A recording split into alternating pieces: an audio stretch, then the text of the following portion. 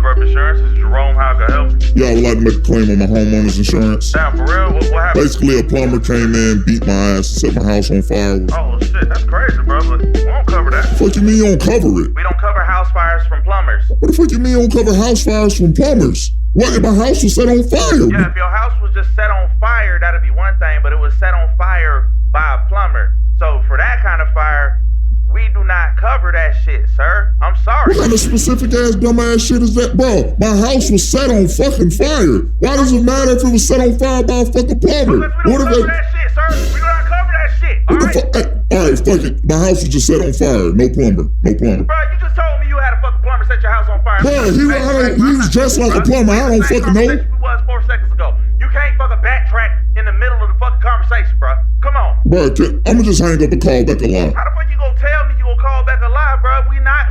I'm not covering that shit. I'm the only motherfucker working here anyway, so you gonna get me again, bro. So I'm saying right now, we not fuck covering. you. I knew I shouldn't have fucking signed up with y'all bitch ass. Fuck you too. Is there anything else I can help with your bitch ass today? Alright, so after the phone call, if you could just take this brief survey about your service and fucking leave a back. Motherfucker, no, I ain't doing that shit. Take a damn. What the fuck? Hey, Daddy. Oh, fuck no, bitch. You gotta go. Hey, quit playing. Come over here and smash, bro. Bitch, no. And who the fuck tied you up? I did. We got unfinished business. Now come over here and put it in. Bitch, me and you is over. You got your crazy ass dude coming over here burning down my house. Are you out your fucking mind? You knew what it was when we got together. Now let me get that notorious DIC. What the fuck is a DIC?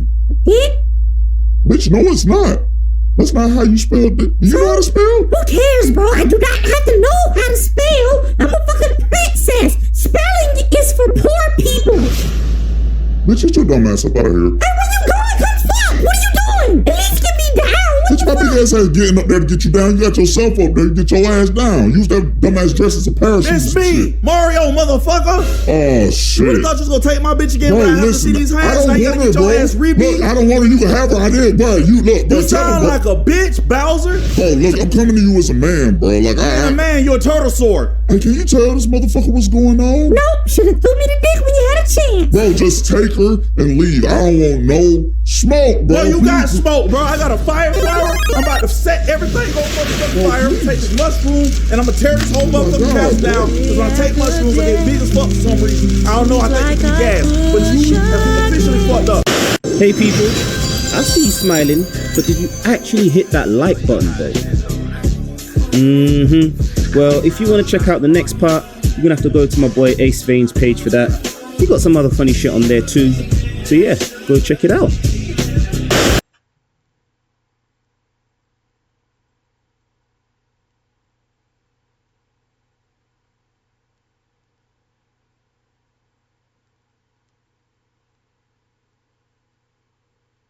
Green Lantern vs. Aliens. Comic explored. Well, it's only fair for DC Comics' longest lasting set of characters, we are particularly stressing on the Green Lanterns here, to cross paths with the science fiction franchise staples such as the dreaded Xenomorphs. So naturally, when writer Ron Mars and illustrator trio Rick Leonardi, Mike Perkins, and Dwayne Turner came up with an intercompany crossover miniseries consisting of 4 exciting issues, the showdown was bound to be an exciting one. In today's video, we will be doing an in-depth exploration of the comic book series that is co-published by DC Comics and Dark Horse Comics. You ready? Let's dive in. But before we go into our explanation, we have a very small request from you. If you like our content, please support us by subscribing to the channel. This is a small click for you, but for us, it means a whole heck of a lot. So thank you, and let's begin. Green Lantern vs. Aliens. Issue 1, The Bringer of Death. Chapter 1 begins in some kind of dark cavern, one that's made out of the skeletons of animals and some tube-like metal structures. There are a bunch of ellipsoidal leathery eggs, each of them with a 4-lobed opening at the top placed on the ground. One of them happens to be split open, and there is a corpse of a facehugger laying beside it. Well, of course, it is the hive of the Xenomorphs. Soon a Green Lantern ring is discovered on the ground, above which happens to be Baron Char partially cocooned. We realize we are on the border world of Sector 1522, and by the look of Baron Char, he surely does not seem to be doing very well. It becomes pretty evident that it is his power ring which is lying below, and like it or not, even a powerful Green Lantern without his power ring is nothing but a host for the alien. All of a sudden, Baron Char starts grunting, which soon escalates into screaming, and we see his chest getting swelled up. A chest burster is seen violently emerging out of him. The readers are next brought back to Earth, and we see a bunch of masked thugs with weapons attempting to rob a bank, with one of the crooks pointing his gun towards an old lady and asking her to open the vault. A green arrow is seen knocking the gun out of his hands with a swift, smooth blow. We see Green Arrow and Black Canary entering the bank, taking down most of the criminals, but leaving just one. But he is taken care of by Earth's Green Lantern, Hal Jordan. After Hal is done placing the pesky bank robbers inside an emerald prison cell, the trio decides to hit a food joint on the highway. However, their plans are stalled when Hal is summoned by the Guardians of the Universe, alerted of a crisis situation and told to meet the other members of the Green Lantern Corps on the planet Tirama in Sector 1522. Hal leaves right away for Tirama, where he is met up with 5 other Green Lantern members: Kilowog, Katma, Tui, Tomar-Ra, Salak, and Green Man. There he learns about Baron Char, who is missing and presumed to be killed by a deadly alien life form, with Hal suggesting that it must be quite an invitation force to kill a Green Lantern and then have 6 other Green Lanterns handle the affair. Kilowog tells him that their mission has more to do with an infestation instead of an invasion, and up to that point, anybody who has come in contact with the aliens have not lived to tell the tale. With them proceeding to the border world where Baron Char is believed to have disappeared, they try to pick up a signal of Baron's displaced power ring and enter a cave. The members are quite surprised to find the structure of the cave to be organic and not naturally occurring, and they even come across a bunch of eggs. Hal suggests to the group that they should split up so that they can search the cave more quickly, and soon discover the dead body of the missing Green Lantern. Upon inspecting the hole in his chest, Hal realizes that whatever caused it came from the inside. After finding Baron's ring next to him, Hal goes to pick it up, only to hear some kind of a hissing sound coming from behind him. When he turns around, he's absolutely terrified to find a horde of aliens surrounding him. As a reflex action, Hal ends up forming a green cage door via his power ring to fend off the xenomorphs, but the little aliens are easily able to break through it. He fires a powerful, concentrated green blast at the aliens, but even that does not stop them. But thank God for the other Green Lantern members who show up to help Hal fight off the swarm. Tomar-Ra is seen forming a green sword out of his power ring and using it to cut off the tail of a xenomorph. But as he does this, a gush of the aliens' acid blood squirts. With the rest of the members aiming to wipe them out, Hal throws up a barrier shield and tells them that they can't just slaughter them. He states that they are deadly and not intelligent, while further comparing them to sharks and calling them instinctual. Hal says that the Guardians sent by the Green Lanterns are there to be saviors and not exterminators, and that the xenomorphs don't really stand a chance against their power rings. So he tells them about a new plan. The Green Lanterns are then seen gathering up the aliens, including their eggs, inside of what looks like giant green bubbles and moving them to some place uninhabited. The xenomorphs are released on a living planet Mogo, and Hal is certain that the aliens will live their lives there and not endanger anyone else's. The first chapter ends with a decade having passed since then, and the readers witnessing an undisclosed spacecraft on fire heading towards what looks like the sentient planet Mogo. Issue 2, The Hive's Alive. Chapter 2 begins with the graphic artist Kyle Rayner, and in this case, the current Green Lantern of Earth and the only one in existence, working on a new comic issue about an alien invasion. He is seen pulling an all-nighter and gets up to grab another cup of coffee. On his way to the kitchen, he is startled to find Sudarian Tomar-Dar in his apartment. Kyle rubs his eyes thinking he is imagining things, but he opens his eyes to find him still there. Tomar-Dar introduces himself and tells him that Kyle's power ring is translating his language. He takes Kyle to his living room, where the latter finds more of Tomar-Dar's companions. They introduce themselves as Brick, Ash, Madana, and Salak. The readers, along with Kyle, learn that everyone in the group was either a member of the Green Lantern Corps or was going to be a member of the Green Lantern Corps before it got destroyed. Brick tells Kyle how Salak arranged for all of their transport to Earth Post, by which they simply traced his ring's activity. The team has come to Kyle looking for his help. They inform him that the Kalunian transport vessel has crash-landed on Mogo, which is currently home to an infestation of an alien life form that was deposited there for safekeeping by Hal Jordan and other members of the Corps. The creatures are utterly savage, and there's no denying that they will eventually find their way to the ship, especially towards the crew. Salak tells Kyle that it is the responsibility of the Green Lanterns to resolve the situation, since they are the ones who have created this mess in the first place. The members wish to aid Kyle and see that the matter go through its completion. Kyle agrees to help them out. The group is then seen arriving on the planet and quickly locating the ore transport vessel. Kyle suggests to the others to hang back and let him see if there are any survivors inside, since he is the only one with the power ring. This is when Salak tells him that even though the rest of them do not have their rings, they all have taken their oaths, and that they do have a certain duty towards it.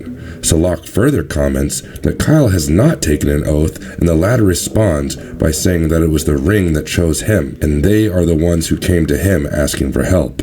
With Salak stating further that perhaps that was a mistake, Kyle gets a little bit pissed off. He tells them that he is in no way connected to them when it comes to them losing their cosmic powers, and that they were all the ones who have created this messy situation. Now they want him to be the head janitor and clean up their mess. Kyle tells them to stay out of his way, and an undisclosed somebody is seen pointing a gun towards him and saying, "Far enough." The person, upon discovering that Kyle is a Green Lantern, eventually discloses herself as Crow, the first officer of the vessel.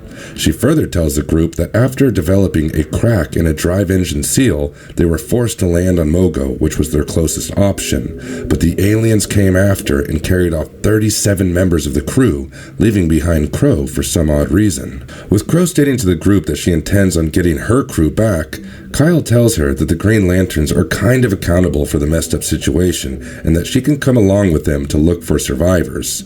Crow takes them deeper into the ship, and she stops in front of a deep, dark hole. Kyle takes a look below and asks Crow, "How deep does it go?" To which she replies that this is precisely how the aliens gains access to the ship.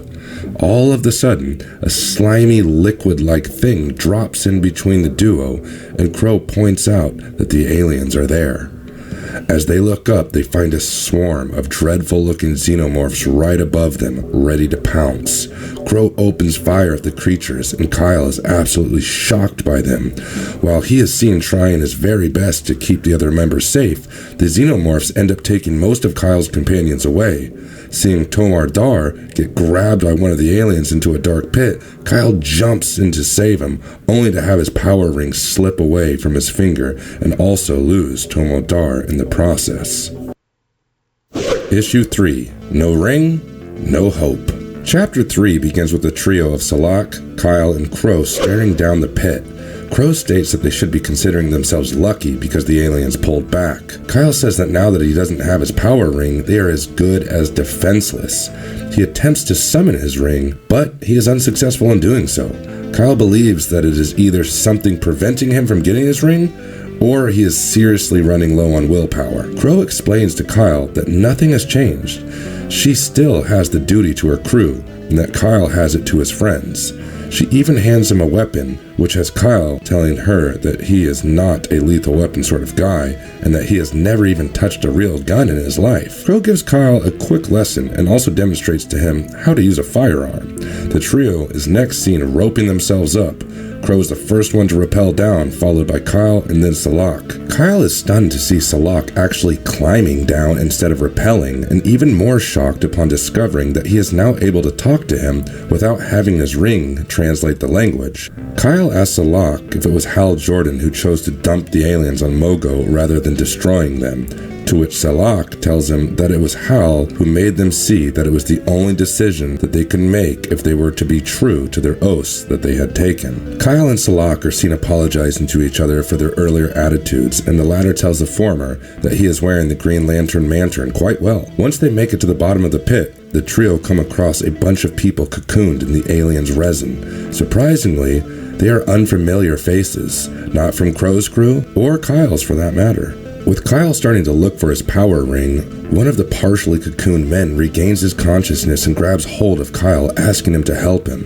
With an egg splitting open and a facehugger crawling out of it, Crow fires at it and then points the gun at the man's face, aiming to kill him. Kyle stops her from doing so, but she tells him that the man has got one of those things inside of him, and sooner or later, he's gonna be dead anyway. This is when Salak tells the duo that they are about to join the man and points towards a horde of xenomorphs hissing and leaping towards them. Crow and Salak start firing at the creatures. Kyle is absolutely frozen to witness the sheer ferocity of these creatures and pulls the trigger at the very last second when a xenomorph plunges at him. Soon, Salak gets surrounded by a swarm of aliens.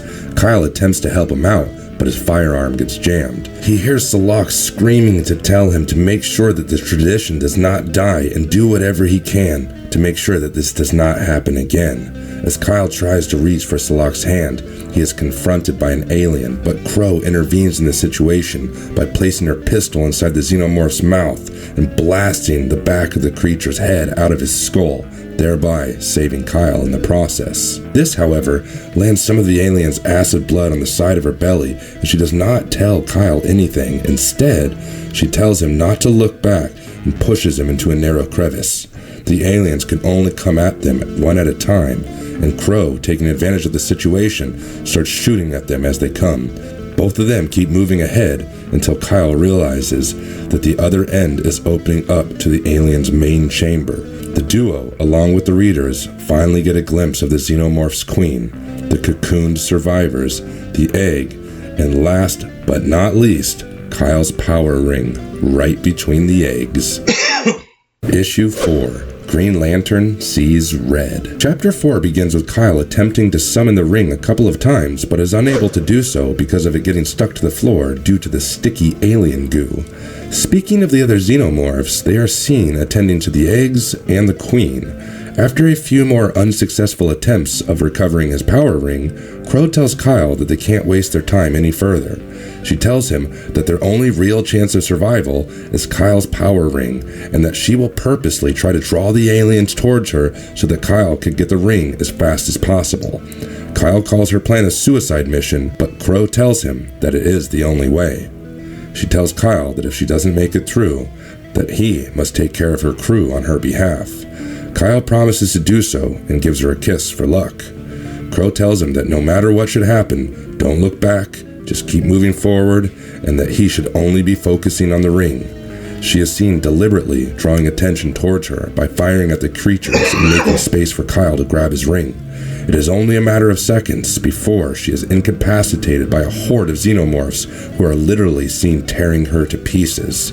Kyle looks back, only to realize that Crow isn't really a human, but a gynoid for that matter. As much as he is shocked, he continues to run towards his power ring, but he is just about to grab it when he is ambushed by a facehugger. Using every bit of strength that he has inside of him, Kyle manages to lay his hands on his ring, and as a result, a bunch of green constructs appear and tear apart the facehugger that has been latching onto his face. Kyle has just put on his ring when he feels a slimy liquid thing on his back. He turns around to find the gigantic alien queen about to attack him. Kyle is lucky enough to defend himself by constructing a Green Lantern shield, but the queen is exceedingly strong.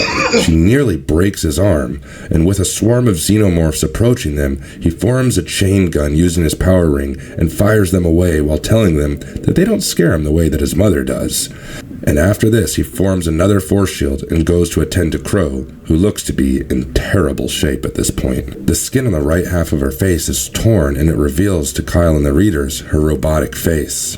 With Kyle asking her why did she not tell him who she was, Crow tells him that it wouldn't have made any difference, and that an android like her is assigned to every Kaluian ship to ensure the safety of the crew.